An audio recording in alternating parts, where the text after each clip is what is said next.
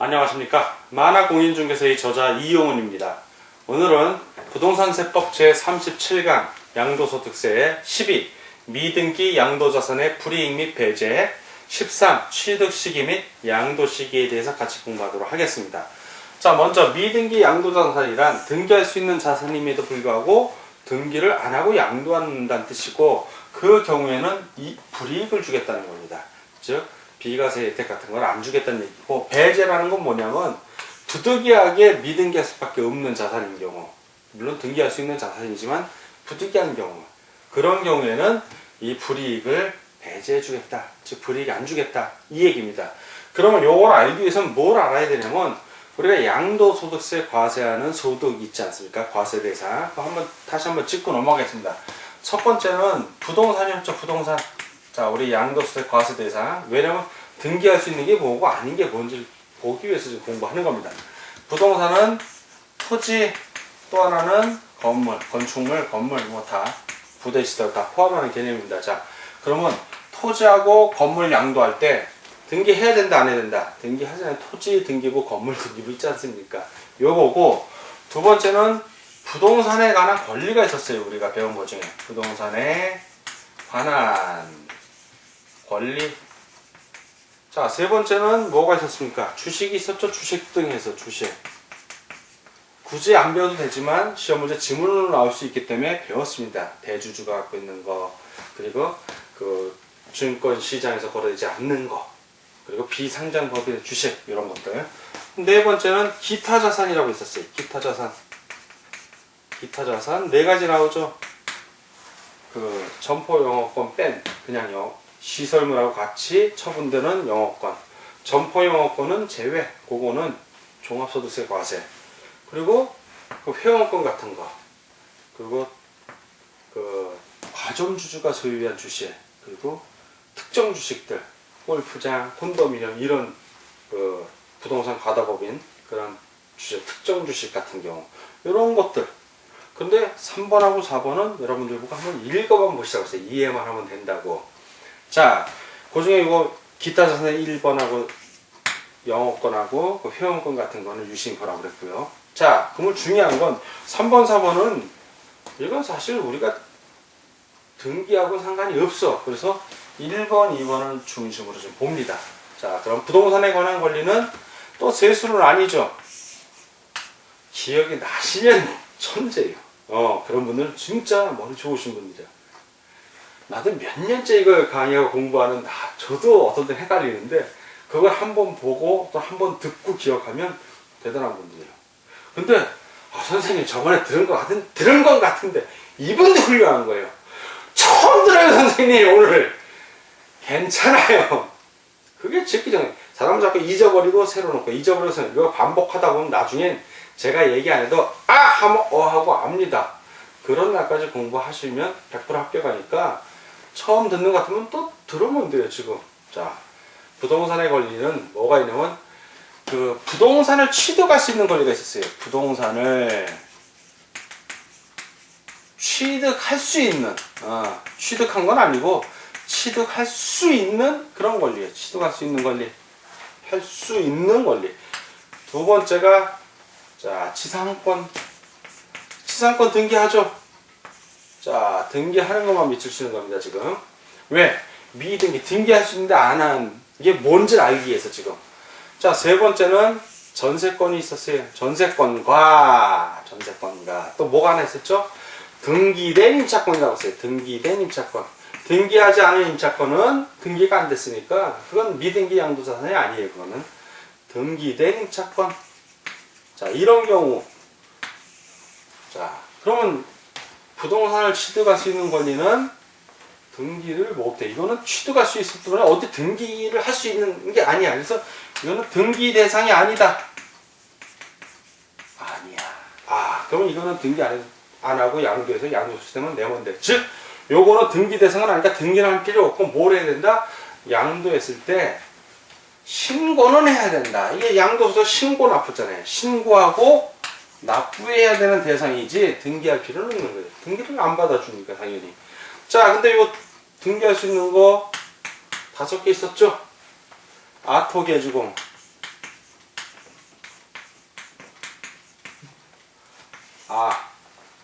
아파트 당첨권, 토지 상환 채권, 계약금만 지급하고 양도하는 권리, 뭐 아파트 당첨권이나 아파트 입주권 뭐 이런 걸 얘기하는 거예요. 조합원 입주권 다 뭐 계약금만 양도한테 주는 권리. 이거는 주택 청약 예금 증서, 통장 얘기가 통장, 주택 청약 통장 같은 거. 공유 수면 매립 허가권.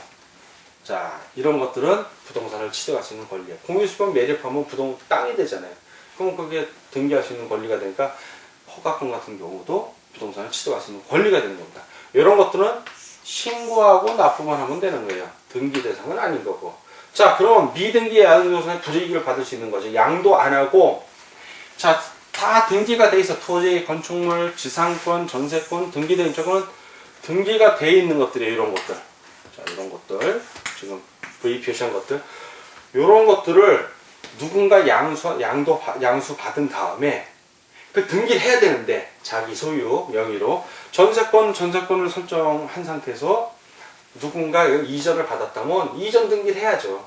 그리고 또 이전 등기하고 이렇게 팔아라 이 얘기인데, 이전 받고는 중간 생략 등기를 하는 거야. 자, 중간 생략 등기란 얘기예요. 바로 딴 사람에게 팔고는 자기는 쏙 빠지는 거야. 등기부에 안 나타나는 거야. 이 경우에 걸리면 불이익을 주겠다는 거야. 걸리면. 안 걸리고 넘어가면 알 수가 없잖아. 본인이 세금 포탈하려고 고짓을 했는데, 걸리면 예를 들어서 토지나 건물, 주택도 해당이 돼요. 집합 건물 등기부가 있으니까 주택을 예를 들자고요. 자, 주택을 샀어. 자, 갑이 주택을 갖고 있다가 을에게 팔고 을이 또 병에게 팔았습니다. 그러면 등기를 다 하면 되는데 을이 등기를 안 한 거야. 중간 생략 등기, 민법에서 보면 중간 생략 등기가 이거야. 바로 지금 갑에서 병으로 판 걸로 등기부에 나오는 거야. 근데 이게 1세대 1주택 다 비과세를 받았다고 쳐요. 지금 갑도 비과세, 을도 비과세 상황은. 그런데 을이 그 짓을 하면 나중에 걸리면 비과세 받은 거 혜택 없이 양도 차익의 70%를 세금으로 내야 되는 거예요. 양도 차익. 양도한 금액이 아니라 내가 예를 들어서 5억에 양도를 했어. 근데 내가 살 때 4억이야. 그럼 1억에 대해서 비과세 받으면 돈을 안 내는 건데, 원래. 미등기 양도를 했기 때문에 이때는 70%, 1억에서 70%, 7천만 원을 세금으로 물어야 되는 거예요. 아주 무서운 거야, 미등기 양도. 만약에 등기를 했다면 1년 이내에 양도하면 이 사람이 주택 36% 내면 되는 거예요. 최대가 36%야 사실. 1세대 1주택이라면 2주택이면 50% 내면 되는 거고 36, 3,600 내면 될걸. 걸렸어. 그러면 70% 내는 거예요. 70%. 70%만 내면 그 부동산 등기 특별조치법에 의해서 징역을 살 수도 있고 벌금도 무는 거예요. 어마어마하게 무서운 거야 이건. 요 양도소득세에서는 그렇게 하겠다는 거야. 70%만 문다는 거고 다른 형법에 규정된 거에 의해서 혼나면 그건 그거대로 또 혼나야 되는 거예요. 자, 그것까지 우리가 지금 배울 필요는 없고 그렇다라는 거예요. 미등기 양도자산이 얼마나 무서운지. 그러니까 공인중개사가 제대로 설명을 해줘야 돼. 소유권 이전 등기 해야 된다. 전세권이나 지상권이면 이전 등기 해야 됩니다. 안 했다가 걸리면 세금 바가지로 문다고 확실히 설명을 해줘야 돼.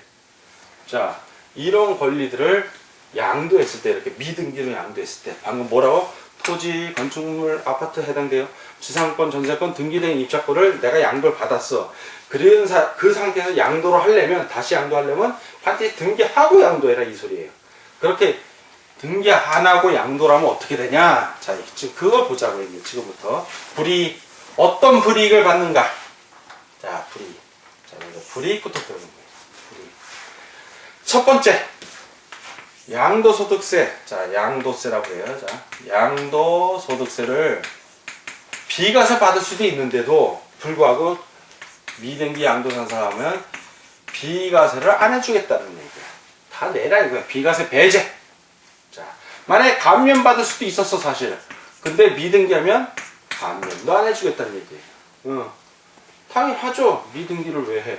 자, 두 번째, 양도소득세 다음 시간에 배웁니다. 그 계산하는 과정을 배우는데 장기로 보유하면 특별 공제도 있어. 자, 장기 오랫동안 보유를 하면 특별히 공제를 해줘요. 그 보유한 기간만큼 액수를 줄여준다는 얘기야. 그거 안 한다 이거야. 그것도 안 해줘.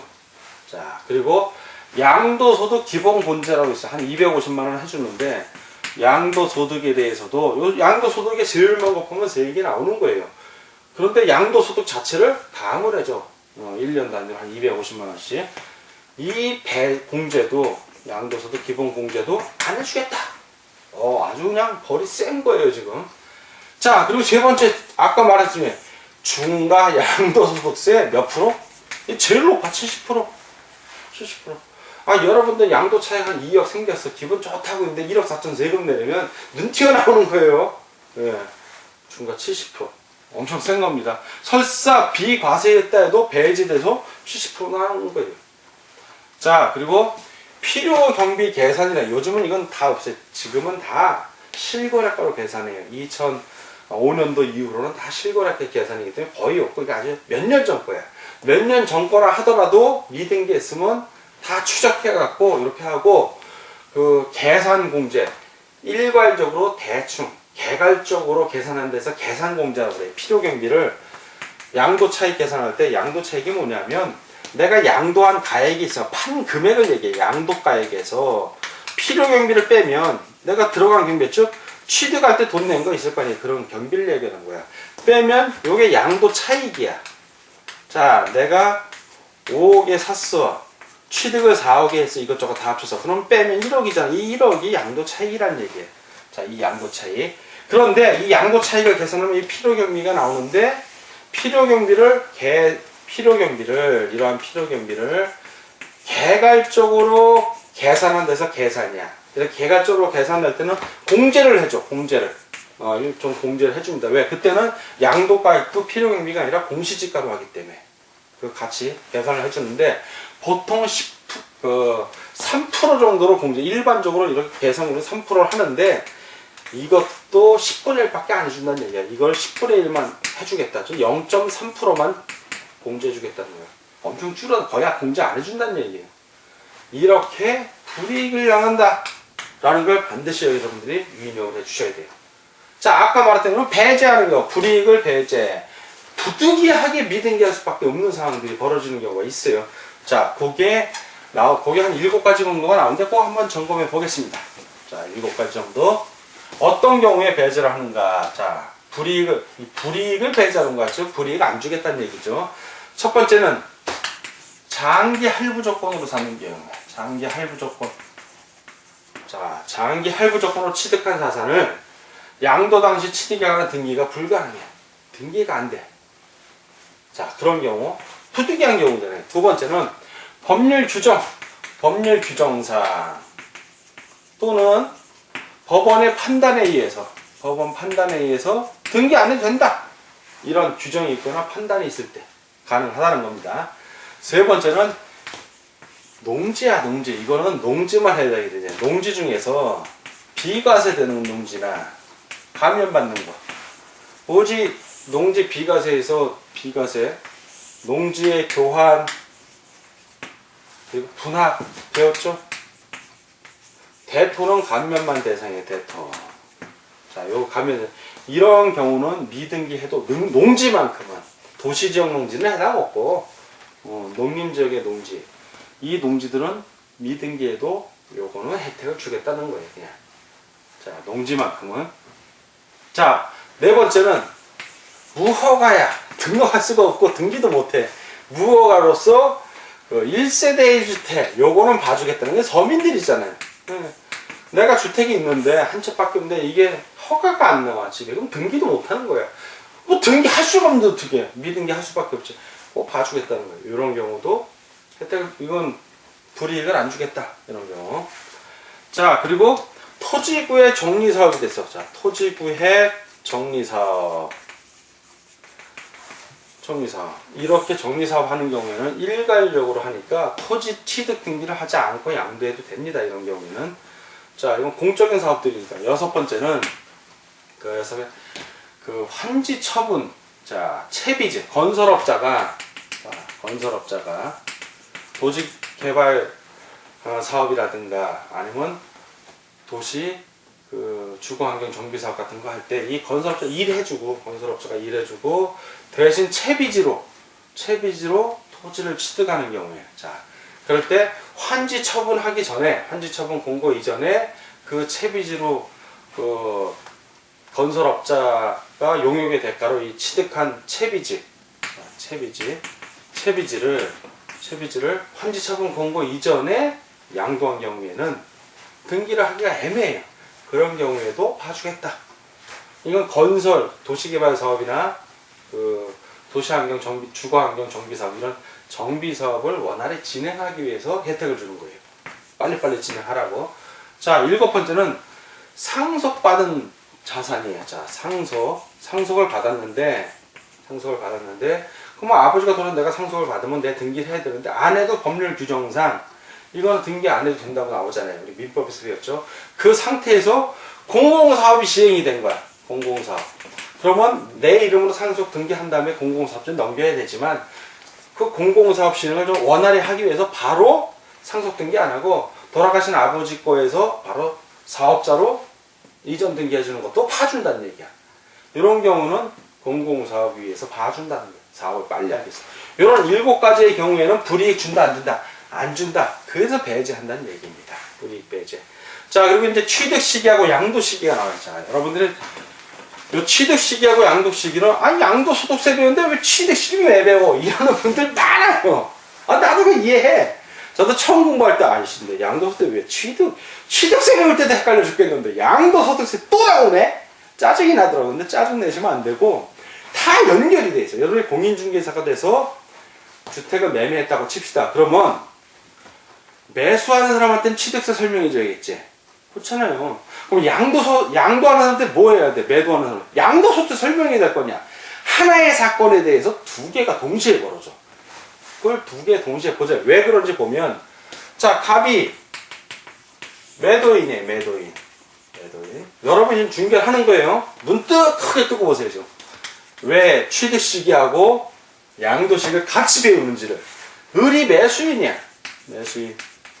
여러분이 중개를 해서 계약이 된 거예요. 계약이. 자, 계약이 되면 이 계약 과정에 보면 처음에는 계약금 지불하죠. 계약금. 그 다음에 뭐예요? 중도금 지불하잖아. 그 다음에는 잔금을 지불하죠. 잔금. 물론 계약서상의 잔금 지급을 원칙으로 합니다. 취득세에서는. 자, 이렇게 되면 자, 마지막에 잔금이 지급이 되면 이날을 기준으로 하는 거예요. 이날을 기준으로 되는데, 자, 이날을 기준 취득세에서는 어떻게 했어요? 취득일로부터 며칠 이내에 신고 납부. 기억나세요? 이 사람이 한다는 얘기예요. 이 사람이. 그리고 잔금 지급일을 기준으로 잔금이 지급한 그 날이 속한 달로부터 2개월 이내에 양도소득세 신고납부, 예정신고납부 해야 돼요. 올해부터는. 2010년부터는 이거 해야 돼. 이거 안 하면 5% 가산세 물고, 2011년도부터는 가산세 10%, 2010년 20%. 옛날에는 양도소득세 예정신고를 하면 10% 세액공제를 해줬어요. 근데 2009년 12월 31일 날 법이 개정되면서 세액공제가 없어졌어. 다만 2010년에 한해서만 5% 해줘. 그리고 2011년부터는 그것도 없어져. 아이고, 뭐 공제 안 받고 말죠. 그럼 그 다음에 신고 안 했다고 신고 불성실에 가서 20% 물어야 돼요. 이거 반드시 해줘야 된다. 이거 누가 한다? 매도인이 하는 거야. 이건 매도인이. 여러분이 공인중개사면 양쪽 다 설명해줘요. 양쪽 다 알아야 돼. 다 알아. 근데 이게 왜 중요하냐면, 을도 언젠가는 팔 거 아니야. 을도. 을이 언젠가 매도를 할 거 아니야.